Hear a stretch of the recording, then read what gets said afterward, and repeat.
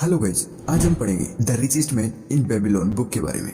हम देखेंगे कि किस तरह से आप अपने पैसों से अपने लिए काम करवाकर अमीर बन सकते हैं। यह किताब हमें बेबीलोन शहर के सबसे अमीर आदमी की अमीरी के रहस्य के बारे में बताती है। इसे पढ़कर आप खुद को आर्थिक रूप से मजबूत बना सकेंगे।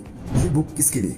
वे जो पैसे कमाने के तरीके के बारे में जानना चाहते हैं, वे जो फाइनेंशियल एजुकेशन की तलाश कर रहे हैं, वे जो निवेश या एक बिजनेसमैन है। इस पुस्तक के लेखक जॉर्ज एस क्लासमैन एक अमेरिकी लेखक थे। उन्होंने 1926 में फाइनेंस के ऊपर बहुत सारे पैम्पलेट्स लिखे और उनके पैम्पलेट्स का इस्तेमाल बैंक में होने लगा। उनके कुछ प्रसिद्ध पैम्पलेट्स को जोड़कर एक किताब लिखी गई जिसे रिचेस्ट मैन इन बेबीलोन कहा जाता है, और वो इसी के लिए जाने जाते थे। बेबीलोन एक बहुत पुराना शहर था जहाँ पर अरकद नाम का एक व्यक्ति रहता था। वह बेबीलोन शहर का सबसे अमीर आदमी था। उनके बचपन के दो दोस्त आज भी गरीबी में जी रहे थे, जबकि वो गरीबी को बहुत पीछे छोड़ चुका था। आकार जितना धनी था वो उतना ही दयालु भी था। वो बहुत उदार दिल से जरूरतमंद लोगों को दान देता था। दान देने के बाद भी उसके धन में कमी नहीं होती थी, बल्कि धन दिन प्रतिदिन बढ़ता जा रहा था। ये सब देखकर एक दिन उसके पास कुछ लोग आए जो आकार्ड के मित्र थे, पर वो मित्र बहुत गरीब थे। उनका जीवन का गुजारा बहुत मुश्किल से हो रहा था। वो आकार्ड से अमीरी का राज जानने आए थे, क्योंकि कई वर्ष पहले आकार्ड भी गरीब था। उसमें कुछ खास प्रतिभा भी नहीं थी। बाकी मित्रों की तरह वो भी एक जैसी पढ़ाई की थी और काम भी उन्हीं की तरह करता था। फिर वो इतना अमीर कैसा बन गया? यही सवाल लेकर उसके मित्र उसके पास आए और आग्रह किए कि उन्हें भी अमीर बनने का तरीका बताएं। आकार्ड इस बात से खुश हुआ कि उसके साथी अमीर बनना चाहते हैं और उससे इसका ज्ञान लेने आए। तब उसने उन्हें अपनी अमीर बनाने की कहानी सुनानी शुरू की।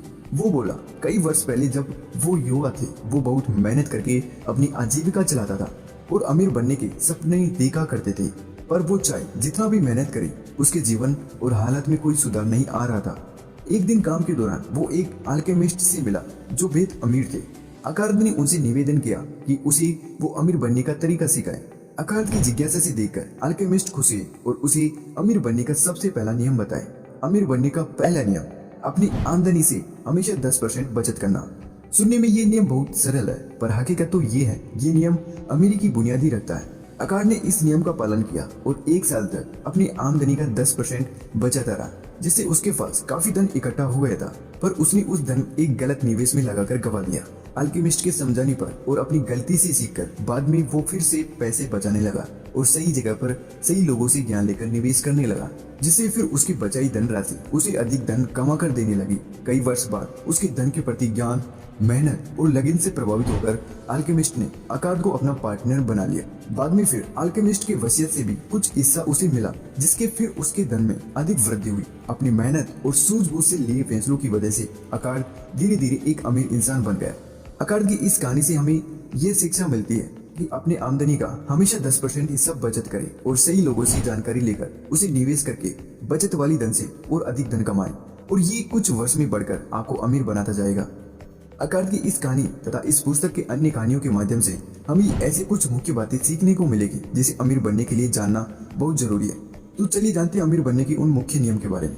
अमीर बने रहने के 6 रूल्स। रूल नंबर 1, अपनी आमदनी का 10% हमेशा खुद को पे करें। चाहे आपकी आमदनी कम हो या ज्यादा, हर महीने सबसे पहले खुद को पैसा देना सीखें। महीने भर की आमदनी से 10% अपने लिए बचा के रखें।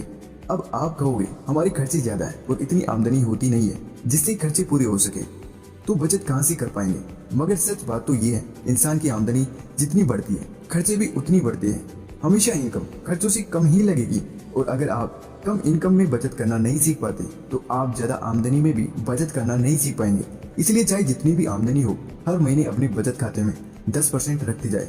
रूल नंबर 2, अपनी इच्छाओं पर नियंत्रण रखें। जरूरी खर्चे और फिजूल खर्चों को समझे। इंसान की इच्छाएं ऐसी में होती है, जैसे ही कोई इच्छा पूरी हो जाती है वैसे ही दूसरी इच्छा मन में जाग जाती है। जो व्यक्ति अपनी जरूरी खर्चों, जरूरी इच्छा पूर्ति और फिजूल की ख्वाहिशों में फर्क को समझता है, वही अपने पैसों को खर्च सही तरीके से करना जानता है और उसे कभी कंगाली का सामना नहीं करना पड़ता है। इसलिए अमीरी का दूसरा कदम ये है मनी मैनेजमेंट, यानी इस फर्क को जानना और अमल में लाना कि कहाँ पैसा खर्च करना है और कहाँ नहीं। रूल नंबर 3, अपने बचत किए पैसों का सही जगह निवेश करें। रूल नंबर 1 में हमने सीखा कि हर महीने अपनी आमदनी का 10% बचत करें। रूल नंबर 3 ये कहता है कि उन बचत की गई धनराशि को सही जगह पे इन्वेस्ट करें। निवेश से आपकी धनराशि आपको कई गुना अधिक कमा के देगी।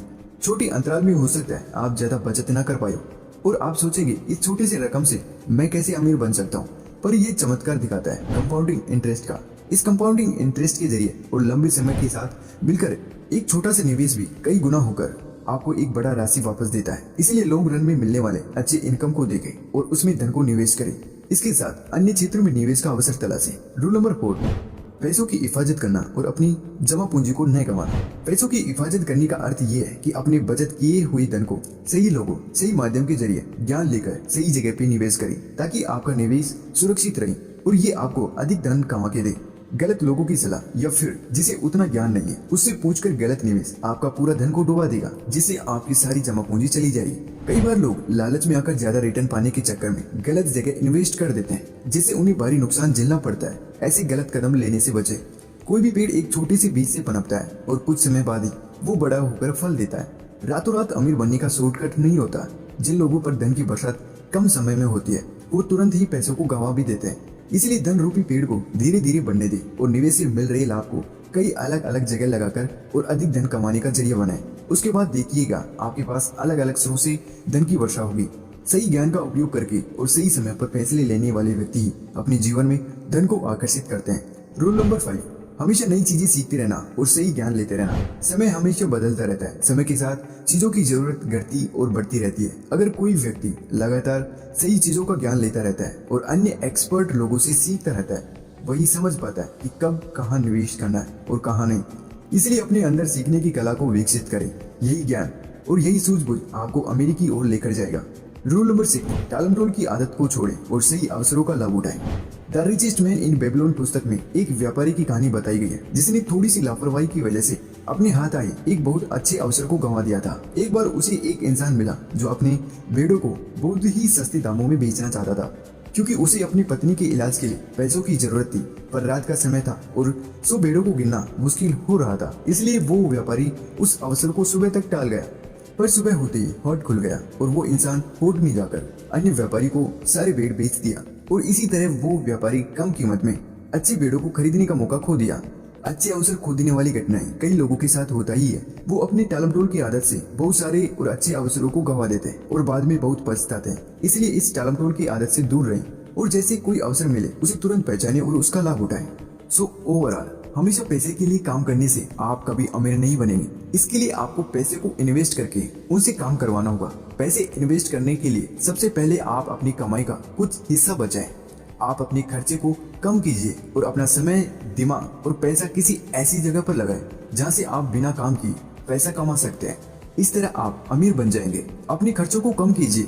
अगर आप किसी बेकार की चीजों को खरीदने के लिए किसी से उधार या लोन ले रहे हैं तो समझ जाइए। इस तरह आप खुद को मुसीबत में डाल देंगे और उसे चुकाने में आपका काफी समय बर्बाद हो जाएगा। अगर आपको सच में उस चीज की जरूरत हो तो उसे खरीदने के लिए पैसे बचाएं। अपने पैसों को इन्वेस्ट कीजिए। अगर आप चाहते हैं कि आप हमेशा पैसे के लिए काम ना करो तो आप पैसों को इन्वेस्ट करिए, तब आपका पैसा आपके लिए काम करेगा। आपको उस पैसे पर मुनाफा मिलेगा जिससे आपको पैसे के लिए काम नहीं करना होगा। आप उसे किसी स्टॉक या बॉन्ड में लगाइए। इसके साथ ही किसी ऐसे व्यक्ति पर भरोसा मत कीजिए जिसे इस बारे में जानकारी ना हो।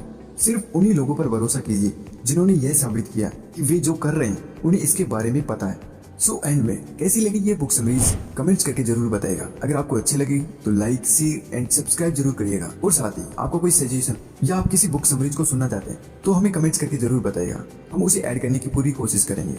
अगर आपको वीडियो अच्छा लगी तो लाइक, शेयर एंड सब्सक्राइब जरूर करिएगा। Thanks for watching. मिलते हैं नेक्स्ट वीडियोज में।